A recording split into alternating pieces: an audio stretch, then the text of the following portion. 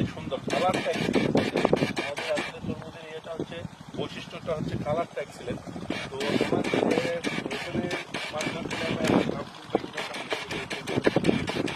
আপনি বলেন এই তরমুজের বিষয়ে আপনি কিছু বলেন। আসসালামু আলাইকুম। আমরা আছি ভোলা দ্বীপের লালমোহন উপজেলার চরকুচিয়া। এখানে একটা প্রজেক্ট প্রায় 100 একর মজুরি আছে। এখানে চাষে প্রায় 2 একর জমি চাষ করছিল প্রায় শুরু। গত বছর 2 একর চাষ করার পরে যখন এটার রেজাল্ট ভালো হয়েছে, ভালো হওয়ার পরে এই বছর